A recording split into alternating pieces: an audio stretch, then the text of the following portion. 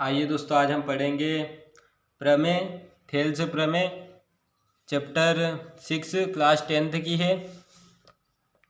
तो इसका थेल्स प्रमेय का क्वेश्चन कैसे आता है ये देखिए आप।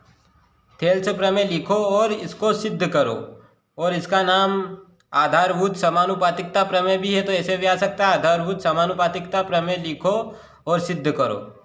इसका अंग्रेजी में नाम है बीपीटी, बेसिक प्रोपोर्शनलिटी थ्योरम।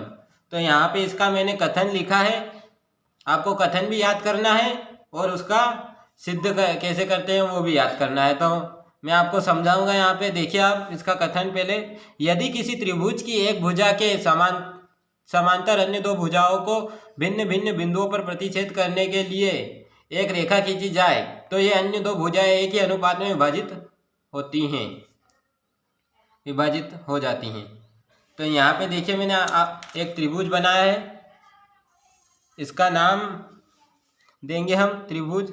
यहाँ पे बोला है यदि किसी त्रिभुज में, तो ये त्रिभुज बनाया ABC।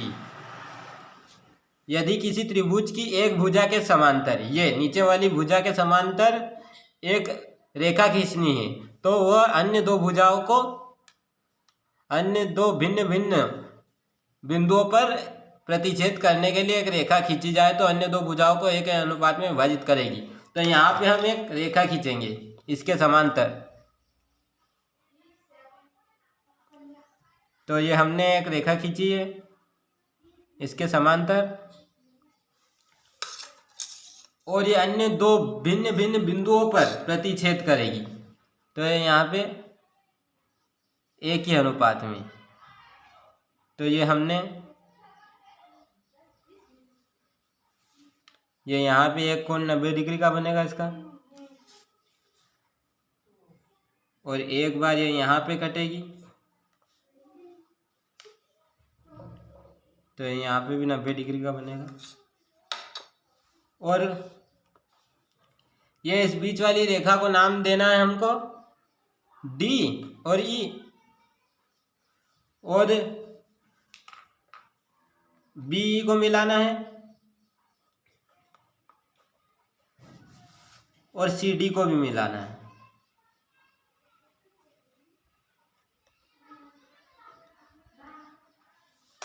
और ये यहाँ पे हम ये हमारे लंब डले हैं इन पे, तो इसको F नाम दे देते हैं और इसको S नाम दे देते हैं। तो यहाँ पे देखिए आप, हमने पूरा ये त्रिभुज बनाया है और ये एक रेखा खींची थी समांतर। तो ये दोनों त्रिभुजों की दो भुजाओं को एक ही अनुपात में विभाजित कर रही है, आप देख सकते हो। ये दोनों भुजा त्रिभुज को एक ही अनुपात में विभाजित कर रही है दोनों को, ये भी और ये भी, ये त्रिभुज और ये त्रिभुज, देख सकते हो आप। अब यहाँ पे हम इसको हल करेंगे। देखना यहाँ पे दिया क्या है, दिया है लिखेंगे हम सबसे पहले। दिया है एक त्रिभुज ABC है जिसमें DE समांतर है BC के। एक त्रिभुज ये त्रिभुज ABC है जिसमें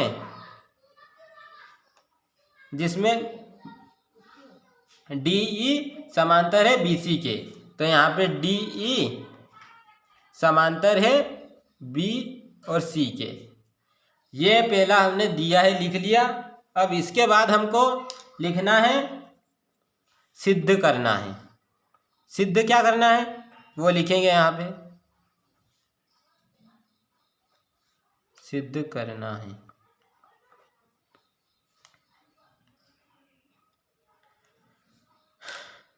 हमें यहाँ पे सिद्ध करना है कि AD बराबर AD बटे DB और बराबर AE बटे EC।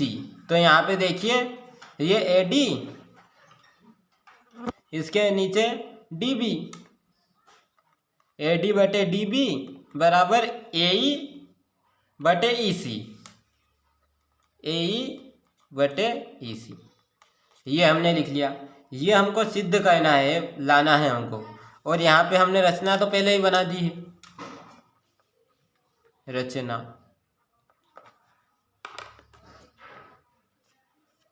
अब यहाँ पे देखिए आप, ये रचना का थोड़ा सा हमको लिखना पड़ेगा।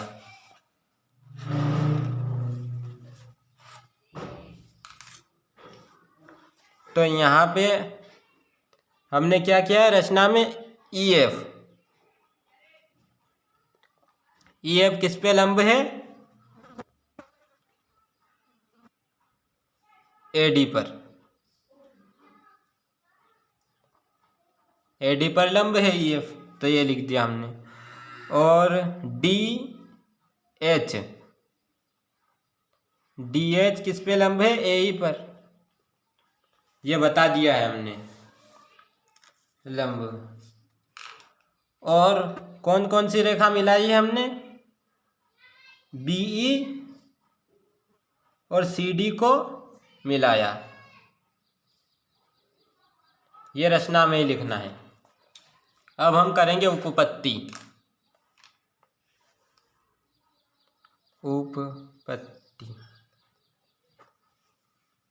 अब यहाँ से हमको देखिए आप, त्रिभुज पहले तो AD, यहाँ पे देख सकते हो आप, त्रिभुज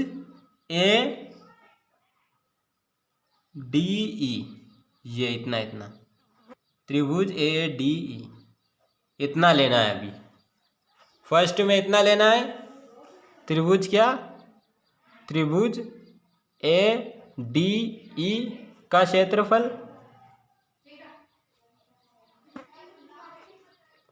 तो त्रिभुज का क्षेत्रफल क्या होता है, 1/2 आधार गुणित ऊंचाई। तो यहाँ पे आधार क्या दिख रहा है आपको, AD,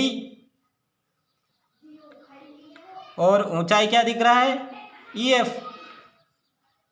ये लंब है, इसको ये लंब डाला है हमने, तो यहाँ से ऐसे देखोगे आप, तो ये लंब तो है EF इस पे, AD पर।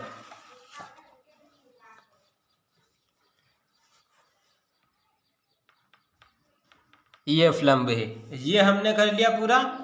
अब इसके नीचे देखना आप, बटे में, यहाँ पे बटे में देखिए, अब ये वाला त्रिभुज लेना है,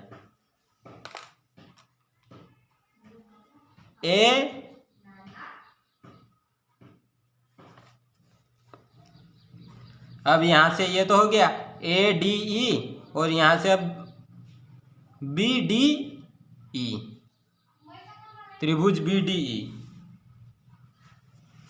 तो यहाँ पे देखिए त्रिभुज BDE का क्षेत्रफल। अब इसका क्षेत्रफल 1/2, आधार क्या है यहाँ पे, DB, और यहाँ पे इसकी ऊंचाई भी हो जाएगी EF। तो यहाँ पे देखिए, ध्यान से देखना आप, अब 1/2 से 1/2 कैंसल, EF से EF कैंसल हो गया। अब यहाँ पे बचा क्या है हमारा, AD/DB। इसको समीकरण नंबर 1 नाम दे दिया हमने। अब हम दूसरे त्रिभुज देखेंगे।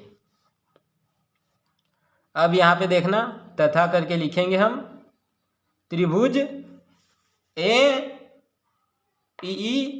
AED, त्रिभुज AED का क्षेत्रफल।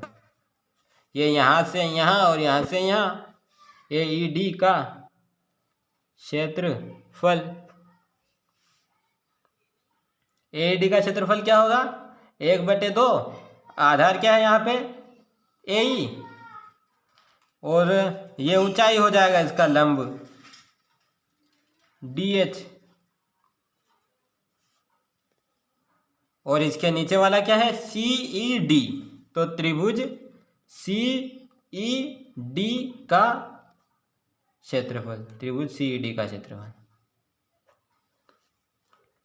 अब इसका क्षेत्रफल क्या होगा, 1/2। अब आधार क्या है इसका,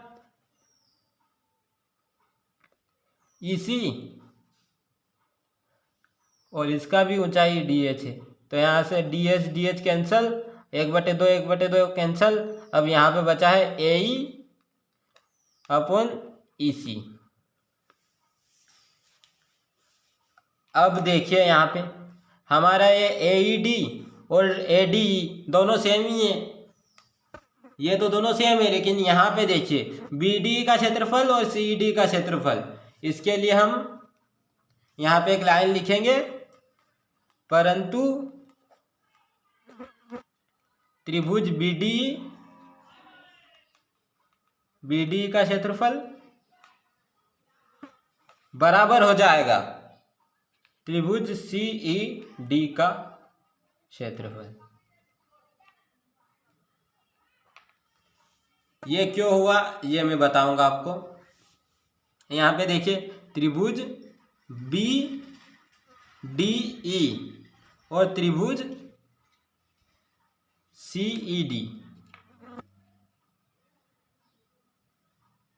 हाँ त्रिभुज CED का क्षेत्रफल, त्रिभुज BDE और त्रिभुज CED, ये आप देखोगे यहाँ से, तो ये यहाँ से जा रहा है और ये यहाँ से जा रहा है, तो ये दोनों देखने पे बराबर लगेंगे। ये भी त्रिभुज इसके बराबर है, इसलिए हमने ये त्रिभुज और ये त्रिभुज दोनों बराबर है, इसलिए हमने यहाँ पे बराबर लिख दिया। और अब हम समीकरण नंबर 1 और 2 से प्रमेय सिद्ध हो जाएगी हमारी। समीकरण नंबर 1 व 2 से, तो समीकरण नंबर 1 क्या थी, AD बटे DB बराबर AE बटे EC, सिद्ध हुआ। ये यहाँ पे इस प्रमेय को कर दिया हमने सिद्ध। और आपको ये वीडियो अच्छा लगे तो आप वीडियो को लाइक कर देना और चैनल को सब्सक्राइब कर लेना। और ऐसे ही वीडियो आपको रोज़ देखने हैं डेली, तो चैनल को सब्सक्राइब कर दीजिए और ये वीडियो ज़्यादा से ज़्यादा अपने सारे दोस्तों को सेंड कर दीजिए।